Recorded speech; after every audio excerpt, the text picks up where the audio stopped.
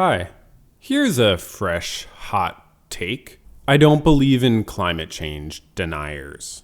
Some people may say they don't believe in climate change. They might even think they don't. I do not believe that's the case. At my previous job at a residential substance abuse treatment place, every Wednesday I led a group about denial where I talked with 15 to 20 people who were recovering from drug and or alcohol addiction, and we talked about the patterns of denial that go with addiction. Denial can take many forms, and it's important to understand that denial is not necessarily an ignorance of the facts.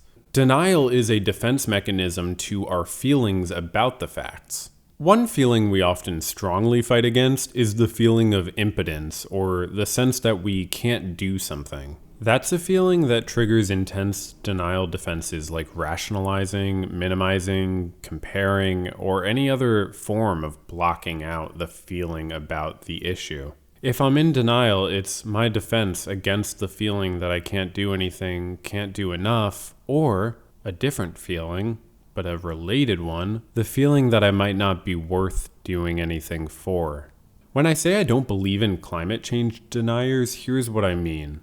You can show people data on the melting ice caps, the rising sea levels, the increasingly troublesome weather systems like tropical cyclones, but none of this will change someone's perspective unless they feel that something can be done about it, and also that they deserve to have something done about it. It seems hard for us to imagine that we're worth taking care of, and I guess that the problem probably comes down to responsibility. Our culture focuses so much on personal responsibility, but we all know deep down that when it comes to climate change, our individual personal responsibilities are somewhat limited. You can't expect individuals to change their living habits to better the environment when they know for a fact that the billions of transportation vehicles currently in service are changing the composition of our planet much more than their carbon footprint. It's not that people think climate change isn't happening. It's that they feel impotent. But just as much, we feel ashamed.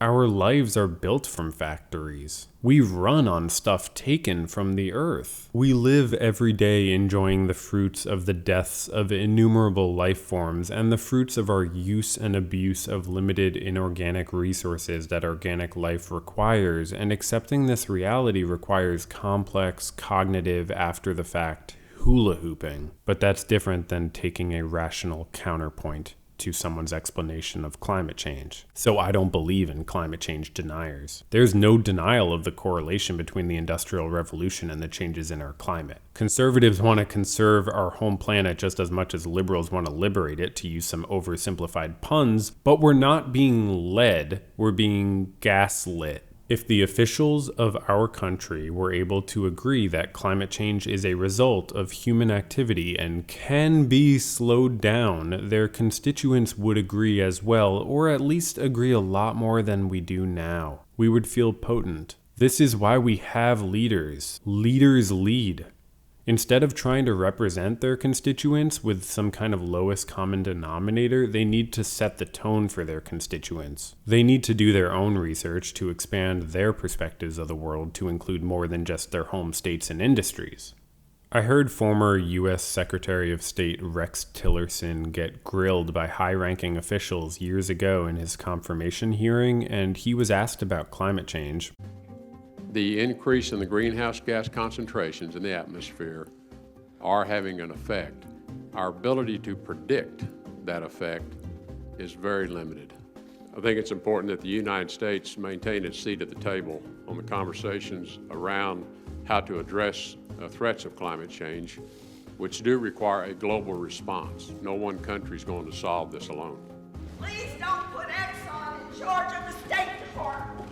Protect our children and grandchildren. He's acting like he's making a rational argument, but I believe it's driven by a denial of feelings. It was obviously circumspect, but what else would you expect from the literal CEO of ExxonMobil? From CEO of a behemoth gasoline company that has known for decades and hidden information about climate change, to the Secretary of State. Why? Because he already likes to travel? Well, fine. You might be thinking, what should Mr. Tillerson have said at the hearing? I would have liked hearing, climate change is fucking scary. That would have been a nice start. I can't expect Rex to show guilt, but some fear would have been nice. Some actual emotion from our leaders. But remember when President Barack Obama's tears were mocked? Some people may not want to see fear in a leader, but let me tell you, it's not bad. We live in a world that is scary, and it's okay to be scared. It's much better than bravado. It's okay to be sad. Not everything has to be pride, anger, and indifference. Sometimes we have to turn inside and introspect. What do we really care about? To figure out our goals, we have to do something really hard. Focus on the long term. Personally, I hope that humans are around in a few hundred years. I wouldn't even mind a few thousand more years of humanity, honestly. And we all know we're going to have to eventually cut the fossil fuel habit, right? Living unsustainably creates intense cognitive dissonance since we're built to think about the future. I talked a bit about this in my vid on reasonable expectations. And when we're doing something we know can't last, we kind of temporarily lose a part of ourselves. The part of us that understands and plans for consequences. An opiate addict will use opiates until they suffer a consequence, and then they stop immediately. No.